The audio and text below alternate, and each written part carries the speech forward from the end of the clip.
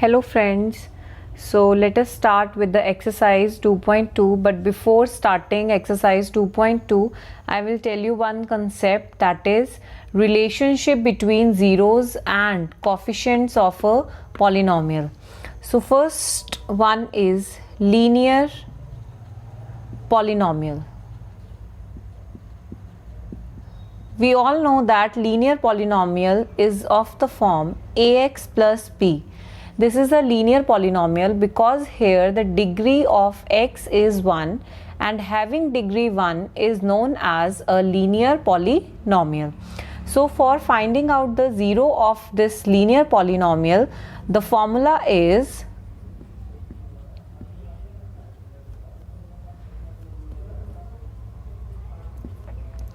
minus constant term upon coefficient of x. Okay, so by applying this formula we'll get 0 as, see, x is the variable, the coefficient of x is a and constant term is b. Why it is constant? Because there is no variable with this term. So applying this formula, minus constant term, minus, what is constant term here? B, minus b upon, what is the coefficient of x here? A. So formula for finding the zero of a linear polynomial is minus b by a. So now we'll take one example, 2x plus 4. See, we have to find the relationship between zeros and coefficients of a polynomial. अब देखो बेटा, how will find the zero of this linear polynomial? 2x plus 4, if you have to find the zero, make it equal to 0. So now find the value of x. By finding the value of x, you will get the 0. So find the value. 2x is equals to, यहाँ पे plus 4 है, उधर जाके क्या हो जाएगा? Minus 4.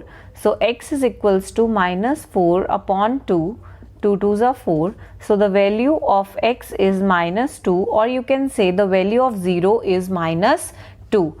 Now just apply this formula, minus b upon a, that means minus constant term upon coefficient of x for finding the zero. अब देखते हैं यहाँ पे constant term क्या आपके पास?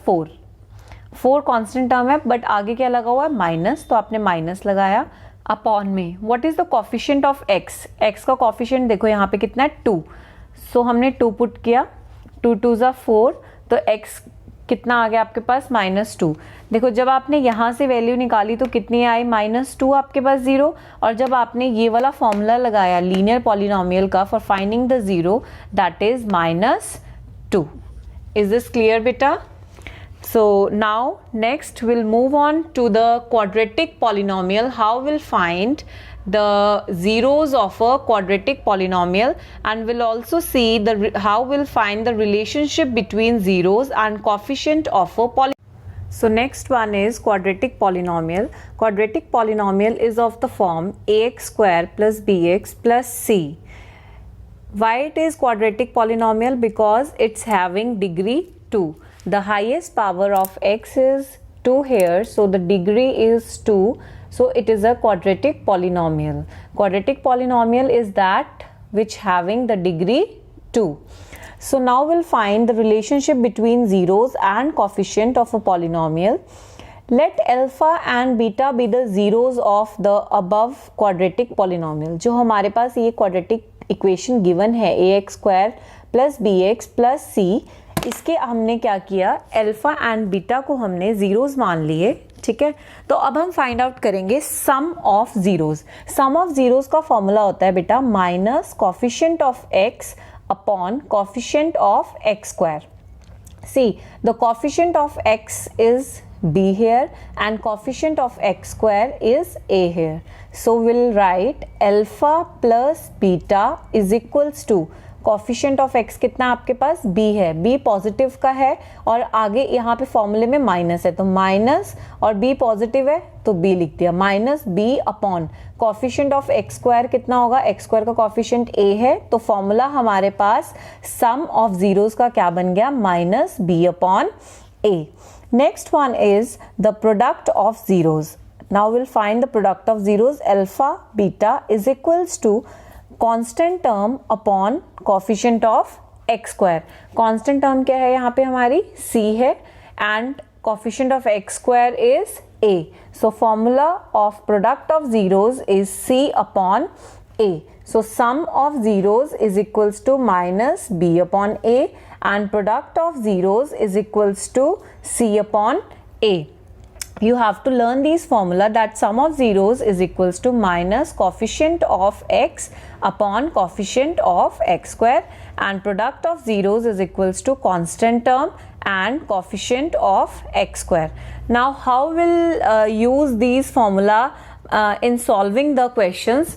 Just see, I will give you one example related to this concept. So let us take the example that is x square plus 7x plus 10. देखो बेटा ये एक क्वाड्रेटिक पॉलिनोमियल है, अगर क्वाड्रेटिक पॉलिनोमियल हम लेते हैं तो उसके जीरोज होते हैं 2. आपको पता कैसे चलेगा कि किस पॉलिनोमियल के कितने जीरोज होंगे, आपका ये डिपेंड करता है डिग्री पे. अगर डिग्री 1 है मतलब लीनियर पॉलिनोमियल है तो आपके जीरोज होंगे 1. अगर आपके पास क्वाड्रेटिक पॉलिनोमियल है तो आपका जीरो होगा 2. अगर आपका क्यूबिक पॉलिनोमियल है तो आपका जीरो होगा 3.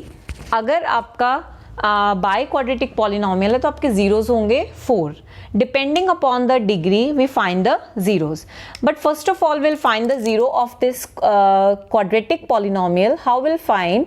All of you know about how to split this term for making the factors. See, coefficient of x square is 1 here and constant term is 10. 1 into 10 आपके पास कितना मिल गया, 10. एंड आपके पास मल्टीप्लाई करके 10 आना चाहिए और ऐड या सब्ट्रैक्ट करके मल्टीप्लाई. आपको ऐसे पेयर्स लेने हैं जिससे मल्टीप्लाई करके 10 आए एंड ऐड या सब्ट्रैक्ट दोनों में से कुछ भी करके आपके पास कितना आए, 7 आए. तो हम देखते हैं ऐसे कौन से दो नंबर हैं. आप देखो 10 के फैक्टर्स निकालो. 10 के फैक्टर्स क्या होंगे, 2 and 5. सो 2 into 5 10 होता है, ठीक है. एंड 2 plus 5 कितना होता है, 7. That means 2 and 5 are the factors. So x square plus यहाँ पे ये 7x लिखा है, इसकी जगह जो आपके 2 and 5 फैक्टर्स बने हैं वो लिख दोगे आप, 2x plus 5x plus 10. So taking out x is common, x plus 2 plus इसमें से 5 कॉमन आ रहा है, 5x plus 2. तो इस सारे में से क्या कॉमन आ गया, x plus 2 is common into x plus 5.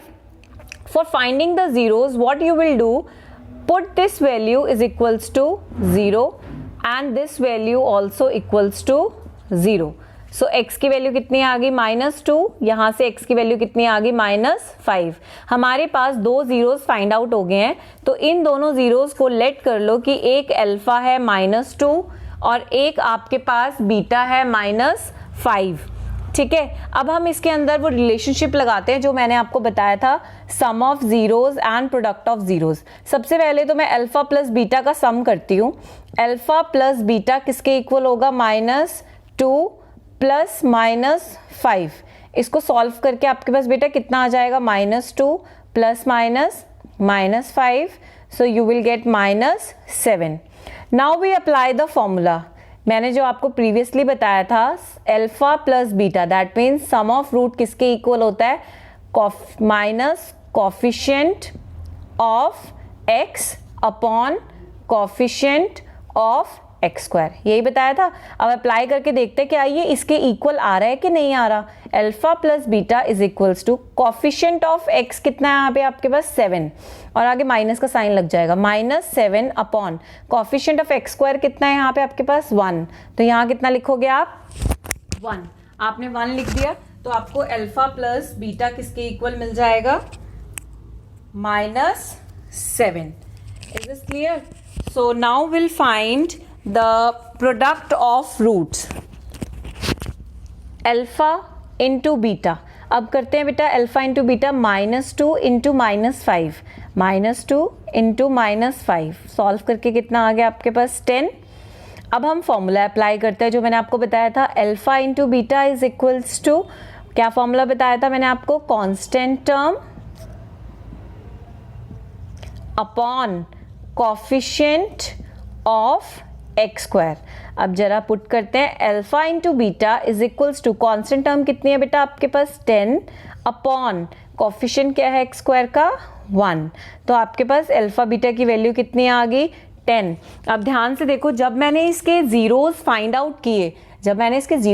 Out किए तो मेरे पास अल्फा प्लस बीटा मतलब सम ऑफ 0 -7 हो गया एंड प्रोडक्ट ऑफ 0 कितना आ गया 10. बट जब मैंने फॉर्मूला अप्लाई किया, ठीक है, फॉर्मूला अप्लाई किया मींस हमें ये सॉल्व करने की ज़रूरत नहीं है, हम सिर्फ इससे क्वाड्रेटिक से हम निकालेंगे सम ऑफ जीरोस. सम ऑफ 0 का फॉर्मूला क्या होता है, minus coefficient of x upon coefficient of x square. तो आपने वैल्यूज पुट कर दी, -7, x का कोफिशिएंट कितना है 7 और आगे माइनस लगता है, अपॉन में कोफिशिएंट ऑफ एक्स स्क्वायर कितना है 1. तो सम ऑफ जीरोस आपके पास क्या आ गया -7 एंड प्रोडक्ट ऑफ जीरोस का फॉर्मूला होता है constant term upon coefficient of x square. तो alpha into beta is equal to 10/1, that is 10. Is this clear बेटा? So now we'll do exercise 2.2 based on this concept. This is very easy. So let us start with exercise 2.2. Okay, let us start with the question number 1 of exercise 2.2, that is, find the zeros of the following quadratic polynomial and verify the relationship between the zeros and the coefficient. So we have this question x square minus 2x minus 8. Now we'll find the zeros of this quadratic polynomial by middle term splitting. So first, how we'll find the factors? देखो बेटा multiply करके -8 आना चाहिए and add and subtract करके -2 आना चाहिए. That means multiply करने पे आप पे -8 मिलना चाहिए एंड ऐड या सब्ट्रैक्ट करके आपके पास -2 मिलना चाहिए. Okay, so how we'll find the factors? Find the factors of 8. 2 4s are 8, 2 2s are 4, 2 1s are 2. अब आपको इसके ऐसे पेयर्स बनाने हैं कि मल्टीप्लाई करने पे -8 आए एंड ऐड एंड सब्ट्रैक्ट करने पे -2 आए. तो इसके क्या फैक्टर्स बन सकते हैं, 4 and 2. So how you will write x square minus 4x plus 2x. हमने 4 माइनस का क्यों लिया, क्योंकि -4 into 2 is -8 and -4 plus 2 is -2, -8. So you will gate x minus 4 plus 2 x minus 4. सारे में से क्या कॉमन आ गया, x minus 4 and x plus 2. तो आपके पास जीरोस क्या हो जाएंगे, x minus 4 is equals to 0 and x plus 2 को भी किसके इक्वल करोगे आप, 0 के. So x is equals to 4 and x is equals to -2. तो हमारे पास ये 2 जीरोस आ गए, एक x is equals to 4 and एक x इज इक्वल्स टू -2. तो मैं लेट कर लेती हूँ कि अल्फा की वैल्यू 4 है एंड बीटा की वैल्यू कितनी है, -2. अब हम वेरीफाई करेंगे रिलेशनशिप को बिटवीन जीरोस एंड कोफिशिएंट.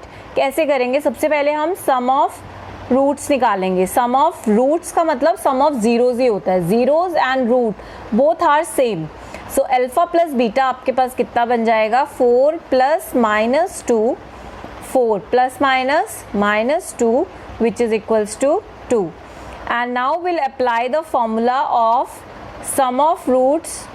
क्या था आपके पास, minus coefficient of x upon coefficient of x square. अब देखो कोफिशिएंट ऑफ x कितना है आपके पास, -2 और -1 आगे लगा ही हुआ है, -2 upon coefficient of x square कितना है 1. सो यू विल गेट 2/1. अब ध्यान से देखो, सम ऑफ जीरोज ऐसे भी आपके पास 2 आया है और सम ऑफ जीरोज ऐसे भी आपके पास कितना आया है, 2. Now will find the product of zeros.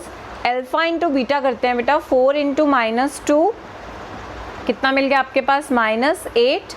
and now we apply the formula alpha into beta is constant term upon coefficient of x square. Constant term कितनी है बेटा आपके पास? Constant term is -8 upon coefficient of x square is 1, so you will get -8. Now see, the product of alpha into beta is -8. Here also the product of zeros is equals to -8. Hence verified. At the end you will write hence verified.